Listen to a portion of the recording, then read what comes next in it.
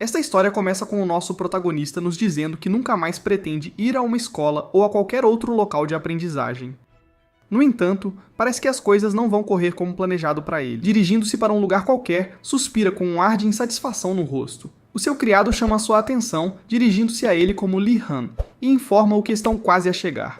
Depois é revelado que o local para onde se dirigem é a grande escola de magia do Império Einhovert.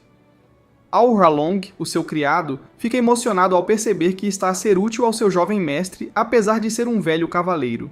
Enquanto Aura Along parece feliz com o que está a acontecer, Li Han, por outro lado, não parece nada satisfeito. Li Han está insatisfeito por ver que, infelizmente no final, não conseguiu fugir da escola, mesmo noutra vida. Memórias do seu passado emergem, mostrando-nos o que aconteceu antes de ele chegar àquele momento. Assim, voltamos ao momento da sua formatura. Um colega de turma felicita-o pela formatura e diz que finalmente estão livres da vida de escravos que os alunos levam e dos professores daquela escola. É-nos mostrada a sua vida de estudante e como os professores gostavam de lhe dar atividades extracurriculares, mesmo aos fins de semana.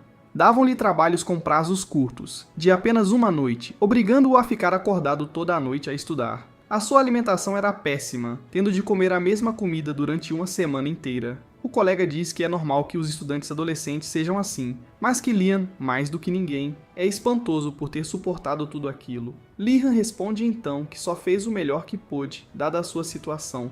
Em jeito de brincadeira, o colega pergunta-lhe se não gostaria de repetir a escola, uma vez que parece não se importar. Li Han diz que não se importa com as aparências e que tudo o que fez não foi nada de especial e que agora não quer voltar a frequentar qualquer outra instituição de ensino. Diz que quer viver apenas para si próprio e que, dessa forma, nunca mais terá de estar num lugar como a escola. O ponto de vista muda para o que parece ser um camionista. Este condutor parece desesperado porque os freios não estão funcionando, grita para que todos os que estão à frente saiam do seu caminho. No entanto, o protagonista que estava no meio da rua não viu o caminhão a chegar e só repara quando este está mesmo à sua frente. No final, todo o seu esforço e dedicação à educação não serviram de nada. No entanto, as suas convicções não podiam ser abaladas, nem mesmo depois da sua morte. Assim, Lian acorda num lugar estranho com o corpo de uma criança. Ele não só reencarnou, como também reteve todas as memórias da sua vida passada. Agora chamado Lian Wardenis, é o terceiro filho de uma família de grandes magos do Império. Depois de compreender a sua situação, chora de emoção. Pensa que está finalmente a ser recompensado pela vida dura que teve como estudante e que agora tem a oportunidade de ter finalmente uma vida calma e pacífica. No entanto, não podia estar mais enganado. Na casa dos Wardenis há regras, e a primeira é que o primeiro filho terá sempre tudo. Quanto aos outros filhos, tem de encontrar o seu próprio caminho sem os privilégios dados pela família. A cena muda para um campo de treino com um duelo entre duas espadas de madeira. Aí, Aura Long e Lian estão a praticar esgrima, pois apesar de tudo, felizmente a sua família pelo menos apoia-o a aprender tudo o que ele quer. Aura Long pergunta-lhe se não quer aproveitar esta oportunidade para seguir o caminho de espadachim. Lian, por sua vez, responde que vai ser um mago, pois é o caminho mais estável para a sua vida. Aura Long parece incomodado com a resposta, o que faz Lian perguntar-se se a sua resposta não terá sido demasiado simples para ele. Extremamente comovido, Aura Long disse tocado pela grande sabedoria do seu jovem mestre ao escolher seguir este caminho. A sua interpretação das palavras do protagonista é a de um nobre com uma enorme ambição. Surpreso e sem saber como reagir, Li Han pensa que Aura Long tem expectativas demasiado altas e que, na verdade, o que ele quer é muito mais simples do que parece, porque a verdade é que em todos os segmentos dessa sociedade há oportunidades para um mago poderoso. Por isso, penso que a melhor escola de magia do Império é onde ele terá mais oportunidades. De volta ao presente, o protagonista olha para a escola e diz a si próprio que só precisa de a suportar durante alguns anos. A memória de um homem aparece na sua mente dizendo que ele se vai sair bem na escola, pois o seu talento foi até elogiado pelo próprio patriarca. Ao falar com Olhalan, Amon diz que, apesar de o ter impedido de aprender magia em criança por achar que era perigoso, continua grato a Olhalan. Depois despedem-se porque, a partir daquele momento, nenhum servo ou montada pode continuar a viagem. O protagonista olha para o lado e repara que uma carruagem vai à frente, apesar de não ser permitido. Ao olhar para a frente, repara que, para além dos estudantes, há cavaleiros e criados que acompanham os seus nobres. Há mais gente do que deveria haver, apesar de só os alunos nobres da academia poderem estar ali. Mais uma vez, Li Han afirma que em Ainroberd ele deve ir sozinho sem a ajuda de servos ou acompanhantes. Ao seu lado, Li Han repara que alguém está muito aborrecido com a situação e até lhe pergunta se está tudo bem. O rapaz, que estava bastante nervoso, diz que não consegue dormir sem o seu criado ao seu lado. Surpreso com as palavras do nobre, ele fica em silêncio. Mas o nobre começa a explicar que os seus criados são quase como os seus membros mais importantes e que sem eles ele é incapaz de fazer qualquer coisa. Não aceitando estas regras e sabendo que os escravos são aceitos na academia, o nobre vai confrontar um mago no portão. Li Han, curioso sobre o desenrolar da situação, observa o que vai acontecer. O resultado foi o mago usando magia na mente do nobre para repreendê-lo. Li Han até se assusta ao perceber que os magos da academia não toleram desrespeito, mesmo de nobres. Então o portão da academia se abre e de lá uma estranha névoa verde começa a emergir. Uma estranha luz verde brilha do portão e de lá uma voz diz-lhes que tudo em Ainregar é uma ilusão. Li Han sente uma pressão imensa vinda do portão. Ele pergunta-se se toda esta pressão vem do diretor da escola. Todos à sua volta estão paralisados, incapazes de fazer o que quer que seja. A pessoa misteriosa diz que todos foram avisados para virem sozinhos e sem nada. Mas agora que todos desobedeceram às regras, ele próprio os vai obrigar a cumprir. Ventos fortes sopram do portão, levando tudo o que não era bem-vindo, enquanto os nobres gritam enquanto os seus pertences são levados. Todos ficam parados, em choque, mas o misterioso homem chama-lhes tolos e diz-lhes para se mexerem, ordena a todos que entrem e assim, pouco a pouco, cada um passa pelo portão. Uma caveira verde no céu é responsável por tudo o que está a acontecer. Depois, grita para que todos os alunos entrem a correr. E assim começa o primeiro dia em Ainregard, a melhor academia de magia do Império. Enquanto caminham pela academia, os nobres queixam-se de que o diretor lhes chama cabeças duras. Caminhando em silêncio, Li Han ouve alguém chamá-lo por trás. Então olha para trás para ver quem é. Quem o chamava era uma garota nobre chamada Yorner Mecken. A razão pela qual ela o chamava era porque o príncipe queria falar com ele. Sem mostrar grande reação, o protagonista olha na direção apontada por Iona. Aí vê um rapaz alegre, de cabelo dourado, com um ar muito simpático. O príncipe olha para o protagonista com alegria. Entretanto, Li Han interroga-se se este rapaz se deve realmente chamar príncipe, apesar de o imperador ter muitos filhos em todo o império. Especialmente porque o imperador tinha declarado que não apoiaria nenhuma outra criança para além do seu primogênito. E num lugar cheio de nobres de diferentes famílias, a situação de alguém da família imperial seria ainda pior. Yoner então pergunta a Li Han se ele gostaria de acompanhá-los. Li Han percebe que alguns nobres estão rindo do príncipe desconhecido, mas ele não se importa e decide ir junto com o príncipe e Yoner. Yoner sorri alegremente e agradece-lhe por ter concordado em acompanhá-los. Depois menciona que foi rejeitada várias vezes antes de ele aceitar. Ao ouvir isto, Li Han começa a arrepender-se da escolha que fez. Gainando é o nome desse príncipe que diz ser o 97º príncipe. Assim, forma-se um trio de amigos. O tempo passa e Gainando está a tentar dizer algo a Li Han. Mostrando-se uma pessoa bastante imatura, o príncipe queixa-se a Li Han da pessoa que o rejeitou. Para o consolar, Li Han diz que os outros não compreendem a sua nobreza. No entanto, o príncipe é um tolo que não percebe as palavras do protagonista, pelo que Li Han tem de elogiar Gainando mais uma vez. Mas mesmo com os elogios, Gainando começa a queixar-se novamente, referindo que para além de o ter rejeitado, a pessoa também foi falar com Ardnart. Depois vê uma garota rodeada de pessoas que a elogiam. Trata-se de Ardnart, a 44ª princesa da família imperial.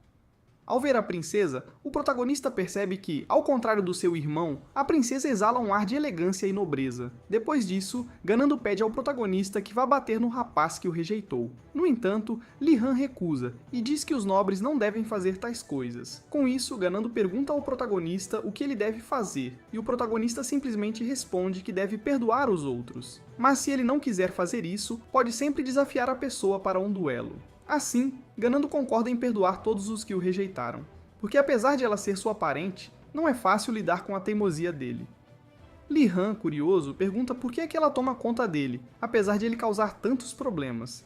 Mas antes que ela possa dizer qualquer coisa, uma estranha chama verde começa a emergir do chão. Mais uma vez, a caveira aparece diante deles, chamando-os de cabeças duras. Um nobre aponta para ele e o chama de Lich. Os Lich são grandes magos que ultrapassaram a morte e se tornaram mortos-vivos. Isso surpreende Li Han, pois ele sabe que um Lich é o diretor de uma academia imperial de magia. Em seguida, o diretor pergunta a todos se sabem por que ele os chama de cabeças duras. Ardnart responde imediatamente, dizendo que é porque os noviços da academia têm o ferro como símbolo.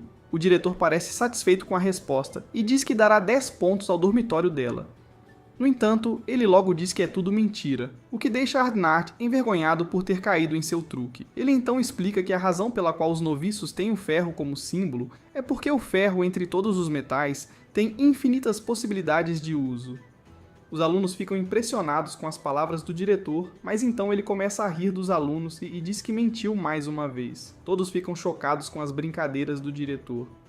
Li-Han então percebe que ninguém é capaz de responder a essas provocações. A densidade de poder mágico na sala era muito alta, e pode estar impedindo os alunos de tomar qualquer iniciativa. Estranhamente, o protagonista se acostuma com a densidade mágica, o que o faz pensar se o diretor diminuiu a pressão para os alunos. Enquanto o diretor questiona suas ações, ele percebe que há uma pessoa que consegue se mover em sua presença. Parece que esse garoto é mais especial do que os outros. Continuando com as instruções, ele ordena que todos se dirijam a uma porta. Os alunos obedecem e vão em direção à porta. Passando pela porta, eles chegam ao refeitório, com as mesas já cheias de comida. Assim, o diretor instrui todos a descansarem enquanto comem. Todos ficam impressionados com as refeições. Há uma grande variedade de alimentos prontos para serem consumidos. Ganando é o primeiro a se servir. Quando os alunos estão prontos para comer, toda a comida desaparece. Mais uma vez, o diretor estava enganando os namazes. O diretor começa a rir alto, divertido com a inocência dos namazes. Naquele momento, o protagonista se pergunta se o diretor perdeu muito quando se tornou um lich. O diretor joga roupas e comida nos alunos. Sem entender nada, os alunos ficam assustados com tudo isso. Com isso, ele distribui uniformes e comida para todos. Todas essas reações são exatamente o que o diretor queria ver. Para obter o melhor de tudo, eles terão de buscar tudo usando magia. Assim, a principal regra da academia é apresentada. Um dos alunos decide pedir suprimentos a alguém de fora, mas o diretor explica que nenhum aluno do primeiro ano pode sair da academia nem pedir a seus veteranos que tragam algo de fora. Com tudo explicado, a caveira desaparece misteriosamente da sala. Antes de desaparecer completamente, ele deseja a todos sorte para que se tornem grandes magos. Depois de testemunhar tudo isso, Li-Han percebe que os professores dessa escola não serão diferentes daqueles que ele teve em sua vida passada. Ele até associa seu professor de laboratório à mesma loucura dessa caveira. Espantado com a semelhança, Li-Han não percebe que Gainando está ligando para ele. Gainando se queixa do tratamento recebido do Lich, mas Li-Han continua a ignorá-lo. Aquelas roupas e comida de baixa qualidade não eram suficientes para o tratamento. Aquelas roupas e comida de baixa qualidade não agradaram ao príncipe do Império. Quanto a Li-Han, que não estava nem prestando atenção enganando, ele conclui que este lugar é realmente melhor do que ele esperava. Ao ouvir isso, Ganando pensa em como a família Wardners é misteriosa e estranha. Em sua opinião, é preciso ser muito maltratado para ficar feliz com esse tipo de tratamento da escola. Sentindo pena do protagonista, Ganando até o convida para visitar sua casa algum dia. Sem mais conversa, os dois se dirigem aos dormitórios. Em Ainhogar, para evitar que os nobres entrem em conflito uns com os outros, os dormitórios são divididos em 4 partes, de acordo com o status. A primeira é a Torre do Dragão Azul, para os nobres de alto escalão. É nela que os protagonistas ficarão. Em seguida, vem a Torre da Fênix, para aqueles que se dedicaram à chama divina. É um local exclusivo para os membros religiosos do Império. Em seguida, vem a Torre do Tigre Branco. É lá que residem as famílias de cavaleiros que seguem o caminho de um cavaleiro e de um mago. E finalmente há a onisciente Torre da Tartaruga Negra.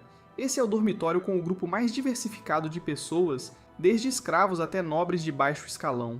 Por esse motivo, é o dormitório que sofre a maior discriminação dos outros. Para os alunos nobres, esse dormitório não tem valor algum.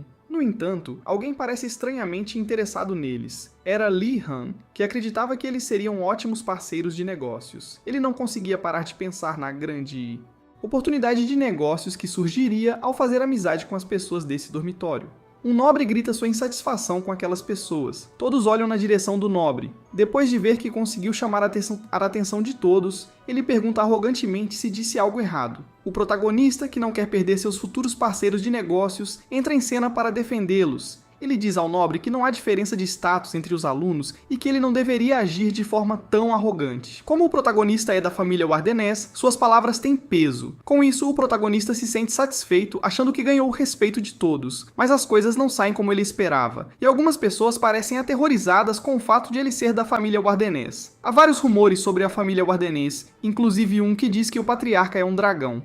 Essas reações até o surpreendem. Ao ver que Jonah está por perto, ele aproveita a oportunidade para perguntar se esses rumores correspondem à sua aparência. Mas para ela, Li-Han parecia bastante digno. Ganando vê os dois conversando à distância e reclama por ter sido deixado sozinho. Enquanto os dois se dirigem ao príncipe, Li-Han aproveita a oportunidade para perguntar mais uma vez por que ela está aturando esse príncipe. Com uma resposta rápida, ela diz que é tudo por causa da mãe dele.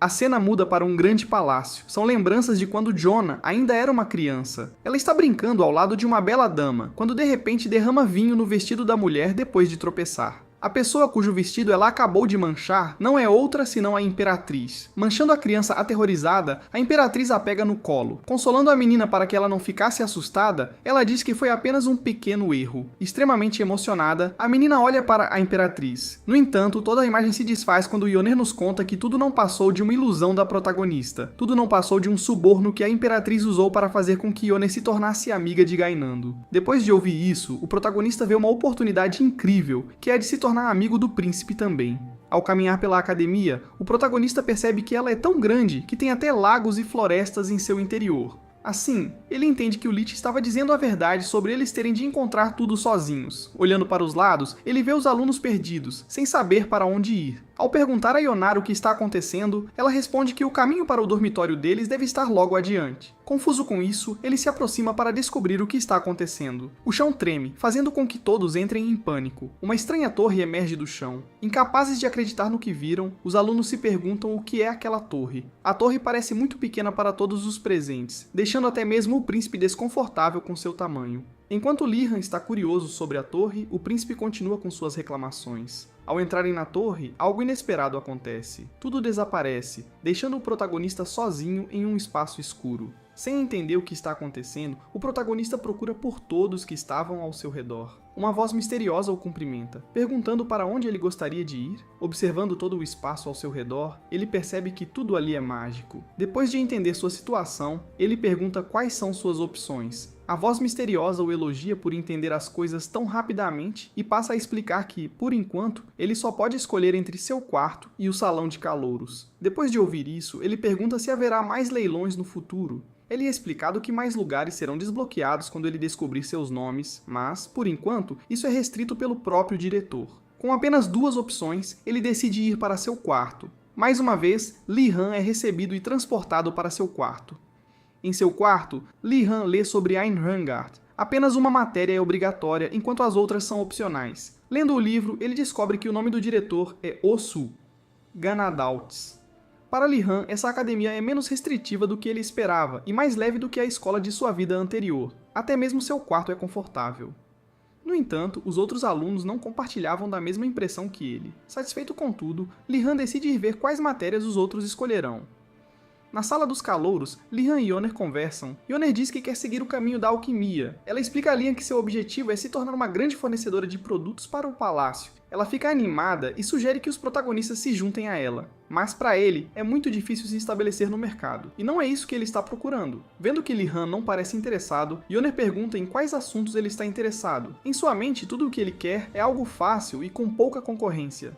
Simplesmente deseja se tornar um simples funcionário público do Império. No entanto, ele não tem coragem de dizer a Yoner que seu desejo é algo tão simples. No final, ele apenas dá respostas vagas. Mas a conversa deles é interrompida pelo príncipe desesperado, dizendo que seu quarto foi invadido. Os dois, sabendo como o príncipe é, não prestam muita atenção em suas palavras. Mesmo quando ele diz que seus pertences foram roubados, ele é ignorado. O dia passa, e Li-Han está lendo sobre os fundamentos da magia. Esse é o único tópico obrigatório de estudo na academia. Ao fechar o livro que estava lendo, ele percebe algo ao seu redor. Todos os alunos pareciam exaustos, com a falta de comida e o desconforto de suas camas que os nobres não tiveram uma boa noite de sono. Li-Han acha essa situação estranha porque nada o incomodava. As lembranças de seu passado, quando era um simples trabalhador, vêm à tona em sua mente. Sem intervalos ou descanso, ele tinha até que comer barras de cereais no almoço. Até mesmo seu colega de trabalho não tinha escolha. Seu colega de trabalho até prometia um banquete no final, que nada mais era do que Raymond. Para sua infelicidade, foi realmente o Raymond que ele comeu no jantar depois de passar o dia inteiro trabalhando, sem comer nada além de uma barra de cereal. Depois de relembrar seu passado, o protagonista se sente feliz por sua situação ser muito melhor nesta vida.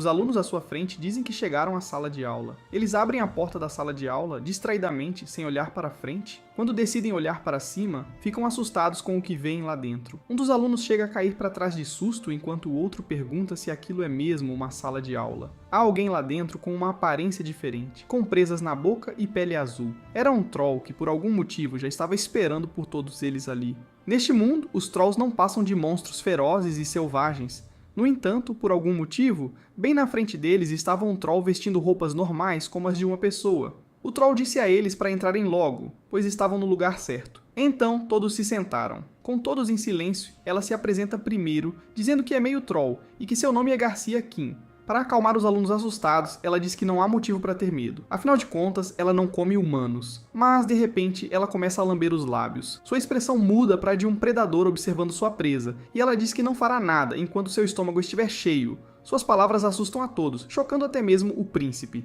Garcia Kim logo se arrepende da piada que fez. Passando para a lição, Garcia explica que a maioria dos feitiços não será usada porque é muito perigosa.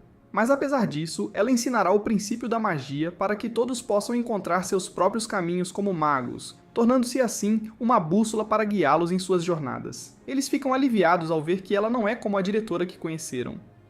Sua primeira pergunta aos alunos é o que é um mago ou magia. Ardinar responde dizendo que ser um mago é moldar o mundo à sua vontade. Garcia elogia sua resposta, mas diz que ainda há mais. Ela então acrescenta que um mago deve ser capaz de sentir e manipular a mana ao seu redor. No entanto, só isso não faz um mago. A capacidade de reunir e combinar o poder mágico para criar resultados também é necessária. Com a necessidade de criar feitiços e regiões, uma vontade forte é crucial acima de tudo. Para garantir que todos entendam bem, a professora pede a todos que tentem. Ela pede que os alunos tentem reunir poder mágico em suas varinhas. Os alunos então começam a praticar. Garcia pede a todos que imaginem uma figura de luz enquanto canalizam a magia. Yoner se esforça, mas continua a canalizar. Para ela, é como tentar controlar as rédeas de um cavalo selvagem. Continuando com os ensinamentos, a professora pede a todos que repitam o mesmo encantamento que ela dirá. Uma luz brilhante aparece quando ela invoca a luz. A luz fica mais forte, iluminando toda a sala com seu brilho. Por fim, a professora diz que não importa o encantamento que eles usem, desde que seja curto e os ajude a manter o foco. Depois de combinar os 3 princípios básicos dados pelo professor, o protagonista entende o que precisa ser feito. Passando a praticar, ele, que tinha apenas uma pequena quantidade de poder mágico acumulado em sua varinha, começa a moldá-la com luz brilhante, exatamente como o professor havia mostrado. No entanto, embora as coisas pareçam estar indo bem, ainda parece ter dado errado. Os outros alunos também parecem ter dificuldade em controlar seu poder mágico. Ganando até se assusta quando seu poder mágico se move contra sua vontade. Seu poder mágico parece que vai atacá-lo.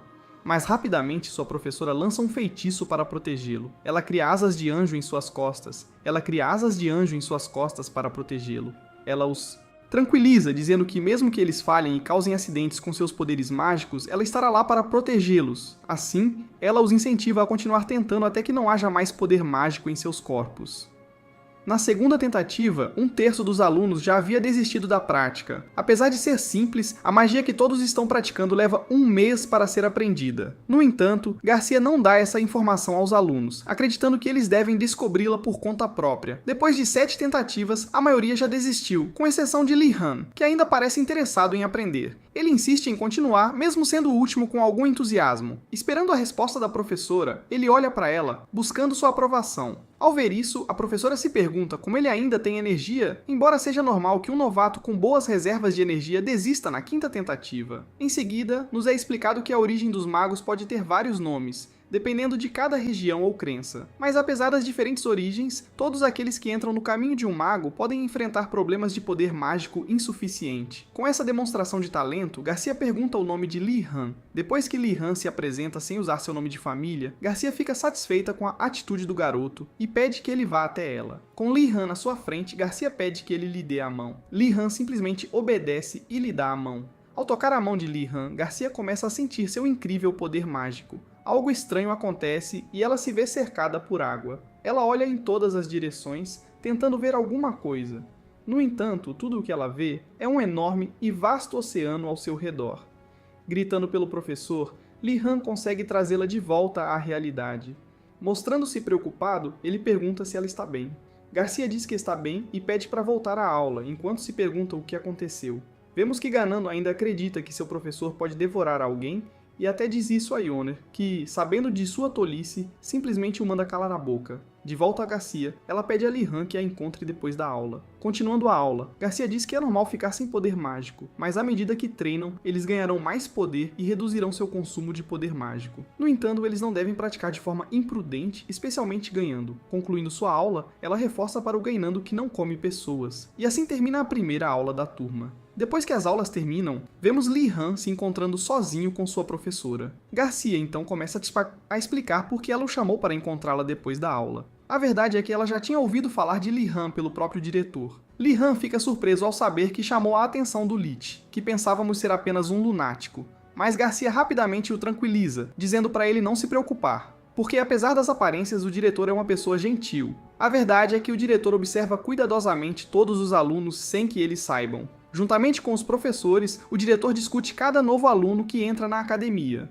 E em sua observação do protagonista, o diretor menciona que Li-Han possui uma grande tolice. Garcia chega a se perguntar por que Li-Han teria uma tolice tão grande. Talvez seja uma referência a um ditado que diz que alguém que parece muito tolo pode, na verdade, estar escondendo uma grande sabedoria. Assim, ela conclui que o diretor quis dizer que Li-Han tem um grande potencial. Com isso, suas expectativas em relação a ele aumentam, fazendo com que ela queira conhecê-lo pessoalmente. Li-Han chama por sua professora que estava perdida em seus pensamentos. Voltando à realidade, Garcia, que não podia revelar tudo o que sabia, dá outro motivo para tê-lo chamado. O motivo é o fato de ele possuir muita mana. Mas para Li-Han, esse motivo não faz sentido, pois qualquer um pode aumentar suas reservas de mana com treinamento. No entanto, não se trata apenas de ter muita mana. Para Garcia, a mana de Li-Han está em um nível em que ela nem consegue medir seu limite. De acordo com ela, neste mundo, a quantidade básica de mana que uma pessoa tem também é considerada um talento. Isso faz com que seja mais fácil para um mago não ter que treinar sua reserva de mana. Ao ouvir essa explicação, o protagonista fica encantado com seu incrível talento. Mas sua verdadeira felicidade vem do fato de saber que isso facilitará sua vida. Expressando pena em seus olhos, Garcia não parece compartilhar de sua alegria. Confuso, o protagonista pergunta por que ela não parece feliz. Ela então explica que há um problema em ter muita mana. Assim como é fácil controlar a água em um copo, a mana é mais fácil de controlar quando está em uma quantidade menor. Entretanto, como um oceano, a quantidade de mana que Li-Han possui seria quase impossível de controlar. Li-Han ficou chocado com as palavras de seu professor. Portanto, a coisa mais essencial para um mago é aquilo com que ele terá mais dificuldade. A ideia de ter grandes dificuldades para controlar sua mana o deixa desesperado. No entanto, Garcia lhe dá um estranho bracelete. Ela explica que o bracelete absorverá sua mana para ajudá-lo, deixando-o animado novamente. Mas sua felicidade é interrompida quando ela diz que não será tão simples assim. Ela lhe diz que ele deve praticar o uso de mana constantemente para evitar problemas, dando-lhe permissão para praticar sozinho. Mais tarde, com os outros dois, ele continua lamentando as dificuldades que enfrentará. Ele pergunta aos dois se já decidiram quais matérias irão cursar.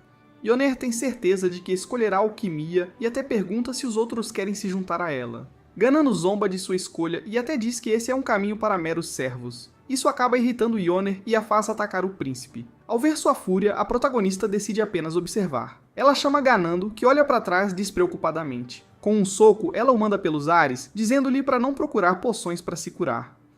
Enquanto isso, Li-Han simplesmente observa a técnica de Ioner, concluindo que foi um soco bem merecido.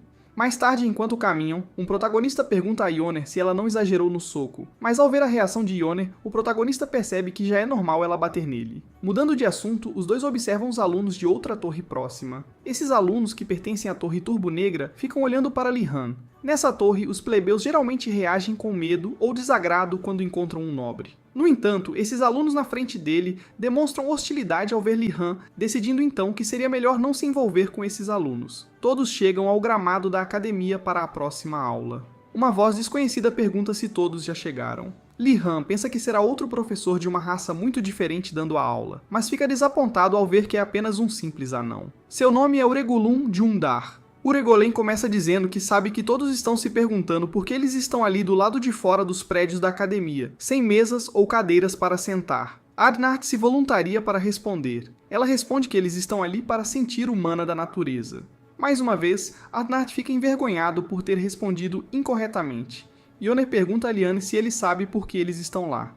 Sem se importar, ele diz que é apenas um lugar para coletar materiais. Surpreendentemente, sua resposta está correta. O professor Uregolin sorri com a resposta de Li-Han. Ardnart, por outro lado, olha para o protagonista com um olhar invejoso.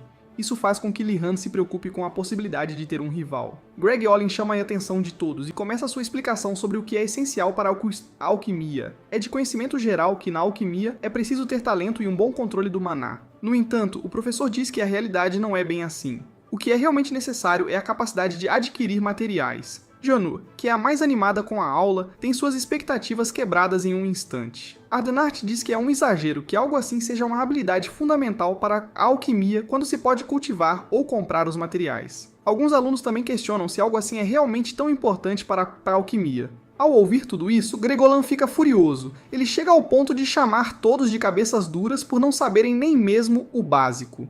Gregolan então explica a todos que apenas 10% dos materiais podem ser cultivados pessoalmente. Quanto aos materiais comprados, como ervas medicinais, muitas vezes são inúteis devido aos métodos ruins de coleta dos aventureiros. Para ele, chega a ser ultrajante que produtos tão sensíveis, como as ervas medicinais, recebam um tratamento tão grosseiro durante a coleta, mas ele logo se acalma e conclui dizendo que é essencial para um alquimista saber como coletar materiais. Cansado de explicar, o professor Yurigulum faz aparecer papéis nas mãos de seus alunos. Nesse papel, há um desenho do material que todos devem coletar. Assim começam as aulas práticas de alquimia. Li-Han, junto com Ioner, discute a erva que eles precisam coletar. No entanto, Li-Han está bastante incomodado com o fato de que eles têm que procurar essas ervas naquela floresta, que parece muito perigosa. Vendo que seria arriscado ficar em duplas, Ionar sugere encontrar outra pessoa para se juntar a eles em sua busca. E como eles queriam alguém da mesma torre que eles, o protagonista sugere convidar a princesa Ardenar. Ionar duvida que ela queira se juntar a eles, mas Li-Han acredita que, como todos querem a mesma coisa, eles poderiam se unir. Infelizmente, é tarde demais para isso. Todos os nobres já formaram equipes sem que eles percebessem. Até mesmo os alunos da Torre da Tartaruga Negra, que estavam evitando a protagonista, se juntaram a ela. Isso até deixa Li-Han com um pouco de inveja. Mas ao contrário dele, a princesa Ardnart é conhecida por sua inteligência e talento, o que a torna uma celebridade fora da academia. O total oposto de Ganando, que não tem fama como príncipe. Agora não há mais nobres com quem eles possam se aliar, então a única opção são os alunos da Torre da Tartaruga Negra. Mesmo sabendo que eles não gostam dele, o protagonista não vê outra opção a não ser se aproximar de um deles. Então alguém chama sua atenção. Essa pessoa tem um símbolo estranho na cintura, com pele escura e orelhas pontudas. Essa garota é uma elfa negra, seu nome é Nilia, e ela veio do norte do Império. Ela fazia parte de um grupo formado por caçadores e exploradores. Nilia olha atentamente para a imagem da erva. Depois, ela diz que não será uma tarefa difícil para ela. Ela vê isso como uma grande oportunidade de se destacar entre os alunos mais talentosos. Mas alguém se aproxima, chamando sua atenção. São Ioner e Li-Han que se apresentam a ela. Reconhecendo apenas Ioner, Nilia pergunta o que eles querem dela. De maneira direta, os dois perguntam se Nilia quer se juntar a eles. Isso a deixa ainda mais confusa. Afinal, em sua mente, todos os nobres são iguais. Eles são snobs e não importa o quanto você os trate bem, eles nunca ficam satisfeitos. No entanto, Li-Han argumenta que é mais perigoso ficar sozinha se um monstro aparecer. Nilia nega precisar de ajuda, o que leva Li-Han a questionar o motivo. E com isso, Li-Han deduz que ela provavelmente acha que eles querem usá-la como isca. Nilia tenta novamente dizer que irá sozinha, mas o protagonista a interrompe. Ele argumenta que ela não conhece os perigos daquela floresta e mesmo que encontre a erva, não conseguirá transportá-la sozinha. Ele conclui dizendo que seria uma tolice fazer algo assim, o que a deixa ainda mais constrangida. Ele continua a provocá-la, fazendo com que ela finalmente ceda. Ioner, vendo toda aquela manipulação, se pergunta o que a família dos Wardenas ensina a seus filhos. Então, eles vão para a floresta em busca da erva de que precisam. Nilia assume a liderança, pulando de galho em galho, enquanto os outros dois observam por trás. Ioner fica impressionado com suas habilidades de caça, enquanto Lian comenta que seus músculos são bem desenvolvidos e suas mãos parecem as de alguém que usa arco e flecha com frequência. Nilia, ao ouvir tudo isso, sente-se desconfortável. Ela então olha para o protagonista com uma certa estranheza em seus olhos. Li-Han tem uma aura estranha, como se pudesse saber o que os outros estão pensando. Mas seus pensamentos são interrompidos quando ele diz que só sabe que ela é uma caçadora, porque tem o símbolo da Patrulha das Sombras na cintura. Os dois percebem que ela estava ouvindo a conversa deles e pedem que ela espere por eles para que possam ir juntos. Nilia finge ser difícil e nega precisar deles. Li-Han argumenta que somente Ioner poderia identificar a erva, pois ela já tem experiência com a planta. Tornando-se cada vez mais irritante com Li-Han, Nilia pergunta qual seria o papel dele no grupo, já que ela é a guia e Ioner é quem identificará a erva. Sabendo que Nilia não ficaria feliz em saber que ele só quer acompanhá-la, Li-Han dá a desculpa de que está lá para protegê-los. Nilia, observando seu físico, deduz que Li Han vem de uma família de cavaleiros e pergunta por que ele está na Torre Azul se é de uma família de cavaleiros. Mas Li Han responde dizendo que é da família Wardness. Como todo mundo, Nilia reage com choque ao saber disso. Ela até grita o nome Wardness com espanto. Sua reação é a de alguém que acabou de ouvir o nome de um monstro aterrorizante, deixando até mesmo Li Han preocupado com os rumores que existem sobre sua família.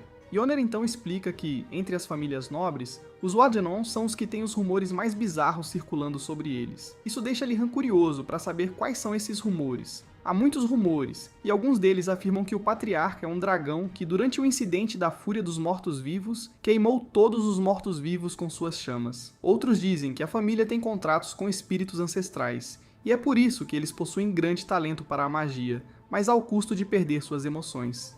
Há até um que diz que a família é implacável, porque uma vez um mago da família Warden aniquilou uma cidade durante uma rebelião. Depois de ouvir tudo isso, Li Han finalmente entende porque todos olham para ele como se estivessem vendo um monstro.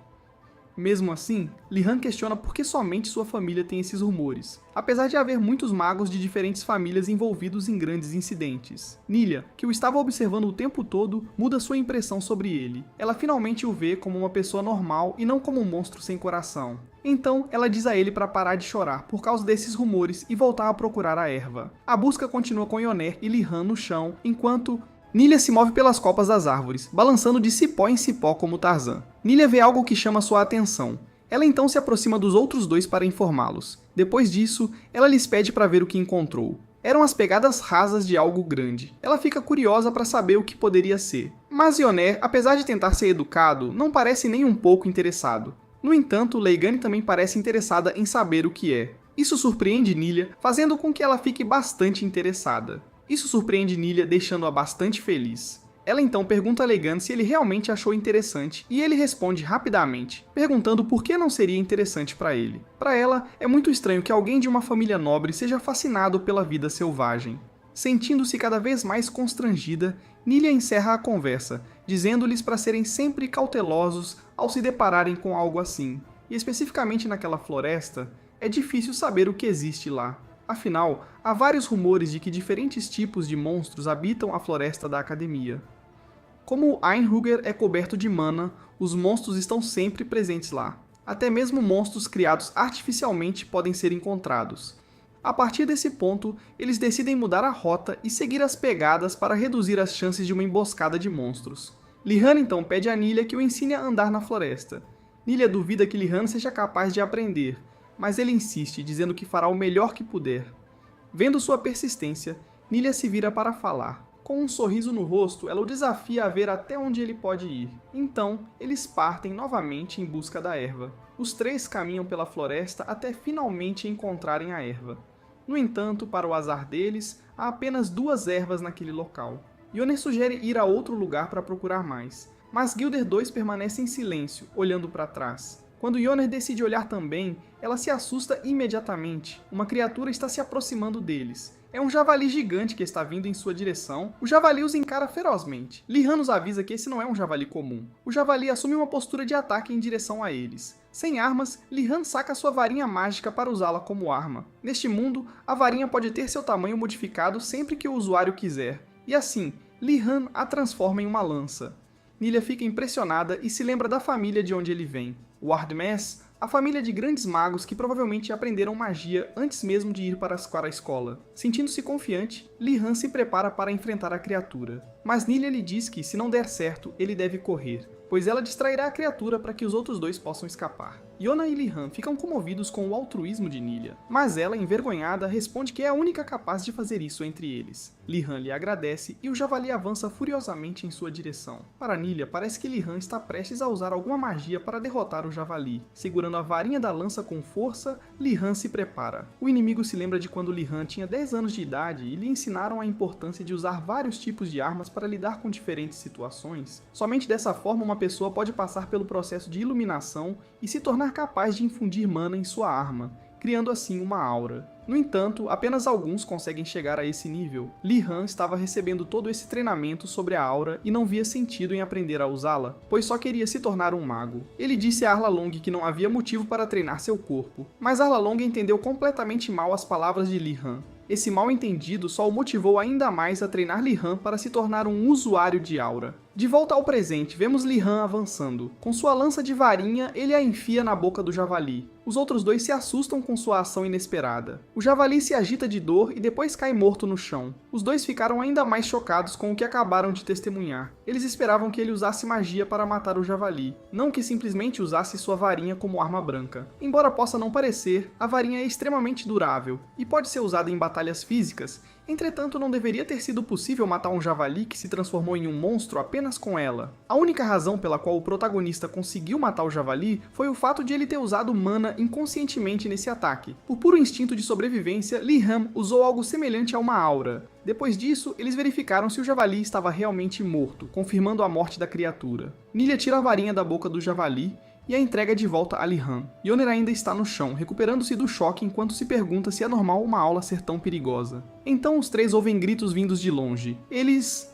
imediatamente presumem que outros alunos estão enfrentando a mesma situação que eles acabaram de enfrentar. Os três se dirigem à origem dos gritos. Ao chegarem, Nilia é a primeira a avaliar a situação. Abaixo do penhasco onde eles estão, há alunos enfrentando o mesmo desafio que eles. Como há vários alunos juntos, os protagonistas sugerem que eles simplesmente observem a situação. Lá embaixo, um aluno decide confrontar a criatura. Esse aluno é Ashen Dalkard, e Yoner é o primeiro a reconhecer sua identidade. Os Dalkard são uma família aristocrática muito famosa, quase como os primeiros ministros do Império. Por causa disso, Li-Han acredita que você pode ser capaz de lidar com um javali. De pé na frente da princesa, enquanto seu cavaleiro parece confiante para enfrentar o javali, ele então grita para o javali, declarando que será capaz de prever todos os seus movimentos.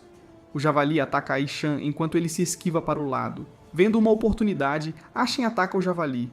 O golpe é ineficaz, causando apenas um leve ferimento e deixando o javali ainda mais furioso.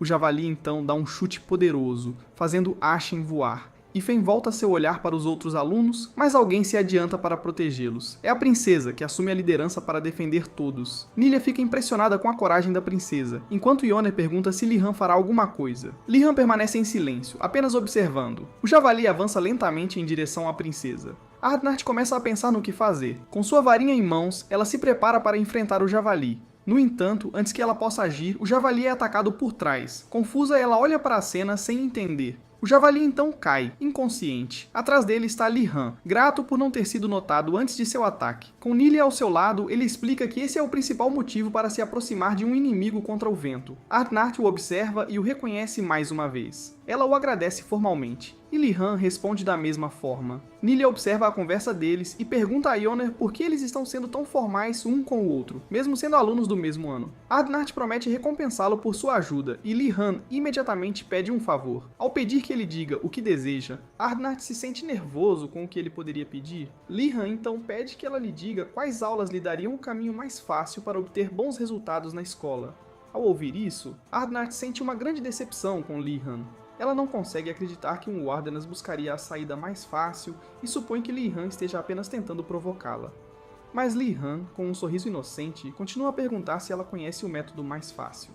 No entanto, alguém grita da floresta, alegando ter as respostas para suas perguntas. Isso deixa Li-Han extremamente nervoso, como se ele já soubesse o que está por vir. Parece que ele já esteve em uma situação semelhante em sua vida passada. Uma sensação incômoda, mas muito familiar, toma conta dele. Atrás dele, alguém chama seu sobrenome. É o seu professor que responde à pergunta de Li-Han, dizendo que é na aula de alquimia que ele encontrará a facilidade que está procurando. Ao ver uma incrível semelhança entre o professor de alquimia e seus professores do passado, Li-Han fica chocado. No entanto, ele se acalma rapidamente, dizendo que já sabe como lidar com essas situações. Com um sorriso falso no rosto, ele responde, dizendo que algo assim só é possível com paixão e amor. Yuri Galin diz que estava esperando essa resposta, portanto ele o ajudará a encontrar sua paixão e seu amor. Os outros alunos, e até mesmo Ardnart, ficam impressionados com o fato de Li-Han ter conseguido chamar a atenção de mais um professor. Enquanto Yuri Galin fica ali, observando todos, depois de avaliar a situação com seus alunos, Yuri Galin decide encerrar a aula do dia. No entanto, ele expressa sua insatisfação com o fato de apenas 2 grupos terem encontrado o javali.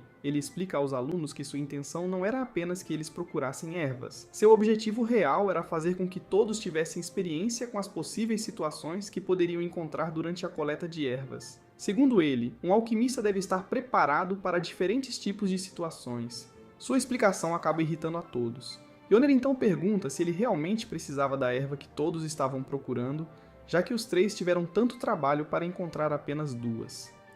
Gurgulum, que não achava que alguém realmente as encontraria, fica impressionado com os três. Com um sorriso no rosto, ele os elogia por seus talentos e lhes diz que foram aprovados. Isso deixa Li-Han pessimista, achando que está em apuros de agora em diante. Vendo que não tem escolha, Li-Han mente descaradamente, dizendo que sempre quis aprender alquimia. Ao ouvir isso, Uregulum tem a impressão de que Li-Han é muito mais maduro do que deveria. Ele então lhe diz que você lhe dará um privilégio especial por matar o javali e encontrar as ervas. O privilégio é que Li-Han e os outros dois terão permissão para usar sua cabana na floresta sempre que quiserem.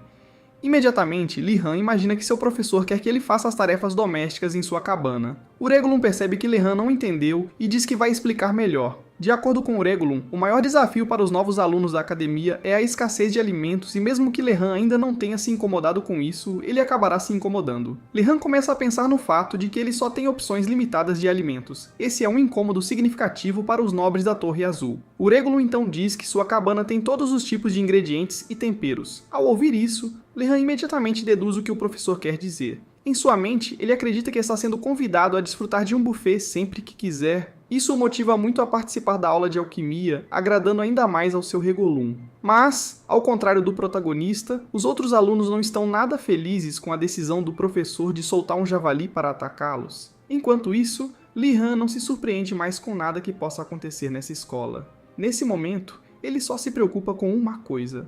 O tempo passa, e agora vemos uma cabana na floresta, com um belo rio ao lado.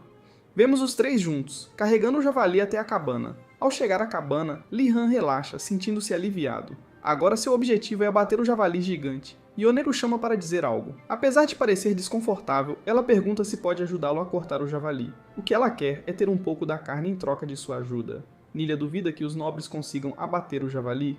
Li-Han simplesmente a chama pelo nome e, com uma expressão muito séria, pergunta se ela não quer comer carne. Imediatamente ela reage com a mesma expressão séria dos outros dois. Ela então fecha os olhos para pensar no que fará. Finalmente ela decide ajudá-los em troca de comer a carne. Depois disso, vemos Li-Han pensando nas duas e em como elas devem ser capazes de ajudá-lo a abater o javali. Logo depois, Uravalum chega com o equipamento necessário. Com isso, eles começam o processo de abate. Milia observa enquanto Li-Han corta o javali. Ao perceber que ele está se saindo bem, ela se pergunta se é normal que alguns nobres saibam fazer isso. O tempo passa e eles terminam de cortar e separar os cortes mais importantes da carne. Quanto aos intestinos, eles decidem usá-los para fazer salsichas. Li-Han decide defumar a carne para preservá-la pelo maior tempo possível. Uravalum vê o que Li-Han está fazendo e mais uma vez fica impressionado com o protagonista. Porque com base em seu conhecimento, mesmo se mantida em um ambiente frio, a carne ainda estragará, portanto defumá-la é a melhor maneira de preservá-la. Uregulin fica cada vez mais impressionado com os talentos de Li-Han. Ele está até mesmo superando suas expectativas, mas seus pensamentos são interrompidos pelo som de seu estômago roncando de fome. Ao ouvir o estômago de seu professor roncar, o protagonista pergunta se ele está sentindo fome.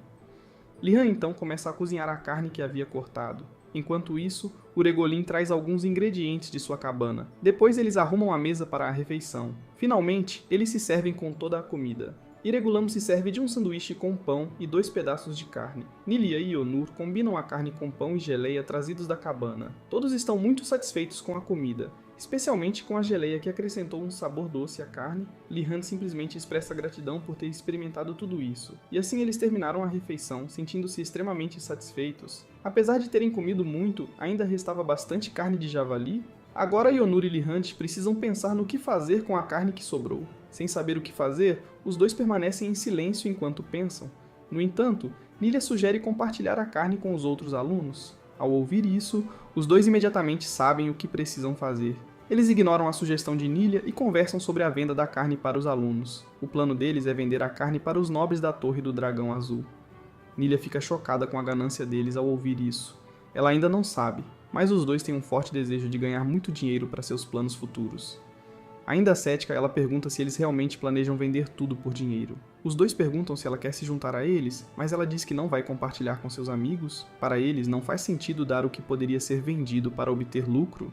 Iregulin ri enquanto observa os três discutindo. Para ele, os três são muito talentosos, mas também podem ser bastante problemáticos. Sentado sob uma árvore, Iregulin sorri para o céu. Para sua alegria, seus dias serão muito mais animados de agora em diante. O tempo passa e agora estamos de Volta à Torre do Dragão Azul. Há um cheiro estranho na área. Os alunos que passam por ali começam a perceber o aroma. É o cheiro de carne assada. Há pessoas grelhando carne perto da Torre do Nobre. São Yonur e Li-Han. Os nobres estão assustados e confusos com o que está acontecendo. Eles então perguntam aos dois o que estão fazendo ali. No entanto, Li-Han não responde, mas os convida a se sentar, dizendo que os servirá. Isso faz com que os nobres fiquem animados e babando de fome. No entanto, o serviço não será gratuito e custará 2 moedas de prata por pessoa. Depois disso, os nobres que comem a comida ficam comovidos, gratos por estarem comendo carne depois de tanto tempo. Todos aplaudem alegremente, gritando os sobrenomes do protagonista e de Yoner. Yoner, junto com Li-Han, está muito feliz por ter vendido tanta comida por um preço alto. Os dois então compartilham um sorriso malicioso, satisfeitos com o lucro que obtiveram dos nobres. Ao ouvir ruídos do lado de fora, Ganando sai da torre faminto quando de repente vê uma pilha de carne à sua frente. Li-Han percebe sua presença e o cumprimenta. Em seguida, ele diz a Ganando para aproveitar e comer. O príncipe se senta à mesa para comer, mas antes que possa tocar na carne, Li-Han intervém, impedindo-o de comer e pedindo uma moeda de prata. Ganando questiona se Li-Han está realmente lhe cobrando e diz que não tem dinheiro. Enquanto tira algo do bolso, o protagonista diz a Ganando que isso não será um problema. Do bolso, ele tira um contrato de empréstimo para que Ganando assine e possa pagar pela refeição. Isso faz Ganando tremer de nervosismo, como se quisesse dizer algo a Li-Han, e então ele assina o contrato enquanto grita de emoção, acreditando que Li-Han é muito gentil com ele. Ele até chora de alegria, pensando que fez um grande amigo. Atrás dele, Yona e Li-Han sorriem enquanto o observam comer. Com isso, o dia termina com todos satisfeitos. O dia seguinte amanhece, e agora os alunos precisam ir para a próxima aula. Todos se dirigem à sala de aula. A próxima aula é sobre educação básica de personalidade para Magic. Mas 2 nobres questionam se essa aula é realmente necessária para nobres como eles, até mesmo fazendo Li-Han rir do nível de arrogância que esses nobres exibem. Depois disso, todos vão para suas mesas e uma voz familiar os cumprimenta. O protagonista reconhece imediatamente essa voz. Ela pertence a ninguém menos que o lixo maluco do primeiro dia, mas agora ele é um novo professor. A primeira coisa que ele faz é observar os alunos. Ele percebe que, embora tenha levado 1 mês, todos conseguiram encontrar comida. Ao ouvir isso, um nobre de cabelos azuis pergunta se o diretor realmente esperava que todos encontrassem comida por conta própria. Quando ele começa a reclamar mais, o diretor o silencia com sua magia. Depois disso, o diretor, com um sorriso zombeteiro, diz que está satisfeito por todos terem conseguido entender o que precisavam fazer. Em sua mente, ele pensa em como a Torre do Dragão Azul está se desenvolvendo muito mais rápido este ano. Normalmente, a Torre da Tartaruga Negra está em primeiro lugar e a Torre do Tigre Branco em segundo. A Torre do Dragão Azul, que está repleta apenas de nobres, é normalmente a mais lenta de todas. Ao perceber que os nobres estão se saindo bem, o diretor fica feliz. No entanto, ele sabe que tudo isso é graças a uma pessoa. Tudo está indo bem porque Li-Han está lá. Para o diretor, Li-Han é diferente dos outros. Ele quase não consegue acreditar que ele vem de uma família tão prestigiada. Como a flexibilidade e a liberdade de criação são importantes para ser um bom mago, o diretor muitas vezes tem dificuldades com os novos alunos nobres. Então, o nobre de cabelo azul pergunta ao diretor qual é o objetivo dessa aula. O diretor elogia sua pergunta, mas, antes de responder, pergunta ao aluno o que ele acha que poderia ser. Mas o aluno responde que não sabe. O diretor então explica que essa aula é importante porque o imperador o fez assumir a responsabilidade pelos magos que se formam e causam problemas para o império. A resposta do diretor deixa os alunos incrédulos. Irritado, o diretor comenta que os alunos mais velhos causaram muitos problemas fora da academia e, por isso, ele teve que assumir a responsabilidade pelos erros deles. Em um tom furioso e ameaçador, o diretor pergunta se os alunos entenderam a importância da lição. Continuando seu discurso, ele diz que nenhum mago é diferente e todos podem causar problemas no futuro. E assim, ele instrui todos os alunos a lerem juntos a mesma página do livro. Ele faz com que todos leiam em voz alta sobre não prejudicar os outros. Ainda insatisfeito, ele lhes diz para falarem mais alto. Todos então gritam juntos sobre não prejudicar os outros. Seus gritos são ouvidos até mesmo fora da escola. Com isso, o diretor conclui dizendo que espera que todos tenham se tornado mais gentis depois desse exercício. Naomi pede que 2 alunos o ajudem no próximo exercício, mas todos os alunos evitam contato visual. Ao ver o comportamento dos alunos, Li-Han considera a possibilidade de se voluntariar. O diretor, no entanto, os ameaça, dizendo que todos sofrerão mais se ninguém se voluntariar. Li-Han então toma a iniciativa, pensando que isso pode lhe trazer alguns benefícios. O diretor reage com um leve tom de surpresa. E com um sorriso malicioso no rosto, ele parece satisfeito com o fato de o protagonista ter se voluntariado. Com um sorriso falso, o protagonista diz que é uma honra para ele ajudar o professor, mas o diretor percebe sua falsidade e diz que odeia ouvir mentiras. No entanto, ele o perdoa por ser uma pessoa de ação. Ganando, que está ao lado dele, pergunta se ele é louco por querer ajudar o diretor, porque ninguém sabe o que pode acontecer quando se envolve com o diretor. Outro aluno se aproxima e diz a Ganando que o protagonista está realmente se sacrificando pelos outros. Sem pensar duas vezes, o príncipe acredita em suas palavras. Então, Ganando pensa em ir junto com seu querido amigo, mas está tão assustado que não consegue nem se levantar. No entanto, Ashen Dalkur toma a iniciativa e se voluntaria para ajudar o diretor. O diretor imediatamente reconhece a ele e sua família. Lihand olha para Aish e se pergunta se ele teve a mesma ideia de obter benefícios do diretor. Ashen então ajusta seus óculos como se estivesse tentando parecer legal. Voltando-se para trás, ele diz a Lihand que agora vai recompensá-lo pela ajuda na aula de alquimia. Mas Lihand diz que isso não é necessário, ao que Ashen responde que para os Dalkurds toda dívida deve ser paga. De repente, o diretor interrompe a conversa comentando que precisa da ajuda deles imediatamente. Ele então começa a lhes dar sua tarefa enquanto usa magia para fazer flutuar alguns papéis para os dois. A tarefa deles é copiar todas as regras de segurança para a próxima aula. O tempo passa e já é noite. Repetidamente, ouvimos alguém dizer que não o perdoará. Essa pessoa é Ashen, que está extremamente furioso com o diretor. Seus olhos estão praticamente ardendo de raiva pelo fato de o diretor ter lhe dado uma tarefa que poderia ter sido feita facilmente com magia. Ao lado dele está Lihand, que está preocupado com a raiva de Ashen. Para Lihand, o diretor os colocou nessa situação para incentivá-los a tentar usar a magia como uma forma de lidar com a tarefa. Entretanto, ele não consegue entender como eles poderiam fazer isso, já que não são capazes de usar nem mesmo a magia mais básica. Então, ele se levanta de sua mesa, mantendo uma pequena esperança de que o diretor possa ter deixado algum tipo de pista para eles. Ashen percebe que o protagonista vai até a mesa do diretor e pergunta o que ele está fazendo. Lihand responde, dizendo que está indo verificar se há alguma dica ou ajuda na mesa do diretor.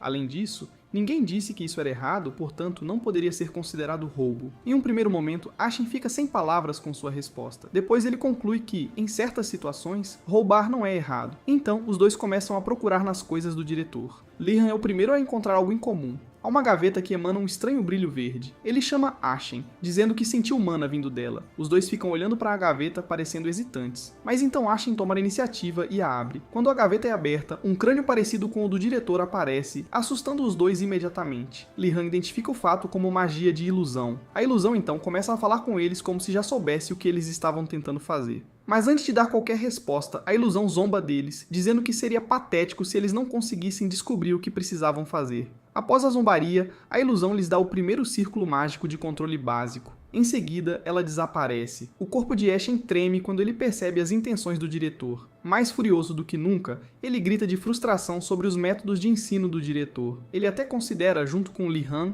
ir até o diretor para reclamar. Mas, para sua surpresa, Lihand parece interessado em descobrir o que o diretor quer que eles façam. Ashen o chama de traidor por fazer o que o diretor quer. Lihand argumenta que reclamar com um diretor maluco não vai adiantar nada. Isso convence Ashen, que concorda, admitindo que suas chances de sucesso são muito baixas. Com isso, os dois começam a praticar a magia. Para usar essa magia, eles precisam de força de vontade e devem seguir o encantamento e os movimentos necessários com precisão. Só então poderão realizar a mágica com sucesso. Depois de muita prática, Ashen esgota sua mana. Lihand reflete sobre como pode ser difícil executar os movimentos para o encantamento. Em sua opinião, alinhar seus movimentos com a mana é quase como tentar se equilibrar em um monociclo enquanto faz malabarismo. Mas então, ele se acalma e volta a se concentrar na magia. Para se motivar, ele pensa nas situações difíceis que enfrentou em sua vida passada. Sua mente se acalma e ele começa a executar os movimentos da mágica. Finalmente ele grita, move. A magia flui para a pena. A pena começa a se mover.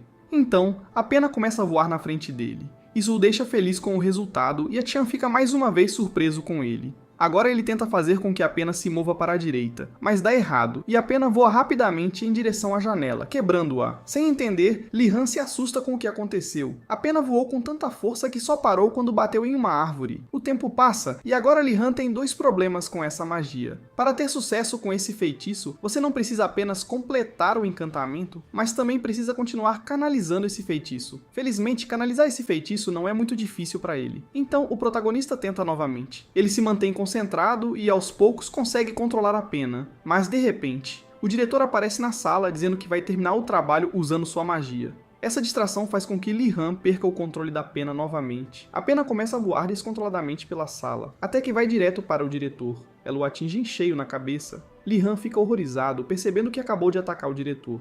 Por outro lado, Ashen acha que o que Li-Han fez foi muito legal. Quando a perspectiva muda para o diretor, vemos que apenas se amassou ao tocá-lo. O diretor, vendo tudo isso, elogia Li-Han por mais uma vez ter superado suas expectativas. No final, o diretor nem se importou com o que aconteceu. Vendo que o diretor está de bom humor, Li-Han aproveita a oportunidade para lhe pedir algumas dicas sobre controle de objetos. Ao ouvir isso, o diretor percebe que o protagonista, apesar de ter completado o feitiço, ainda está tendo dificuldades com o controle de objetos. Em seguida, ele afirma que é normal que todos os alunos tenham essa dificuldade. Ao ouvir isso, o protagonista se sente aliviado, achando que não se trata de um problema causado por sua mana. Mas então, o diretor imediatamente diz que era tudo mentira e que a execução do feitiço é a parte mais difícil.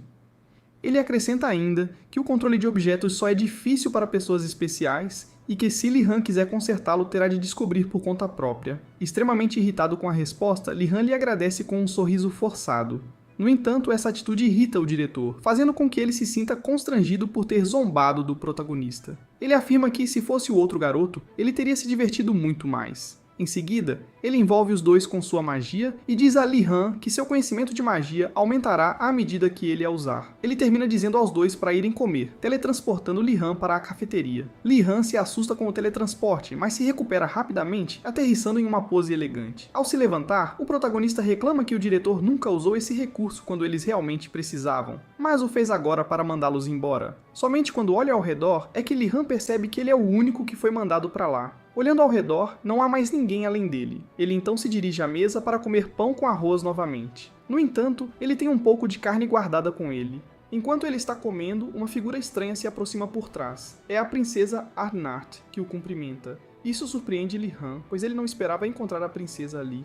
Educadamente, ele se levanta e pergunta o que traz a princesa aqui. Ela então lhe entrega um papel com as informações que Li-Han havia solicitado anteriormente. Isso deixa Li-Han grato e ele a agradece educadamente. Quando ele abre o papel, algo chama sua atenção. O que ela lhe entregou foram os detalhes dos cursos populares, não os mais fáceis para obter notas altas. Para sua surpresa, até mesmo o curso de alquimia estava listado como um dos cursos populares. Ele explica à princesa que está procurando cursos que facilitem a obtenção de notas altas. Isso a deixa confusa, sem entender o que ele quer dizer. Sudi começa a explicar que os cursos populares são, na verdade, os mais difíceis porque são competitivos, e não é isso que ele quer. Depois dessa explicação, ela finalmente entende o que ele quer. Para sua consternação, um membro da família Wardena está procurando atalhos dentro da escola. Ela percebe que sua impressão sobre ele estava totalmente errada. De repente, ela enfia a mão no bolso. Do bolso, ela tira exatamente o que Li-Han queria. A expressão de Li-Han muda completamente para a de alguém que acabou de receber um grande tesouro.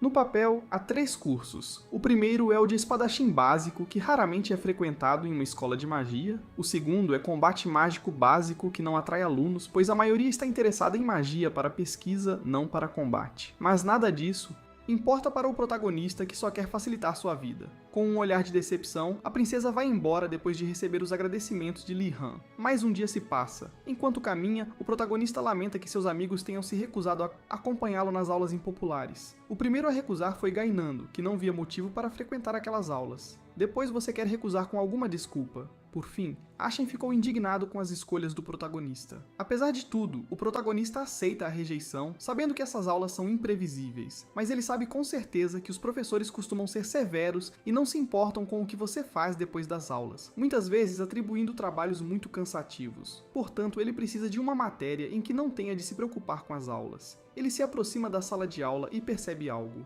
Bem pessoal, esse é o fim do vídeo. Se gostou, comente para a próxima parte, se inscreva no canal e deixe o like. Obrigado por assistir e até a próxima.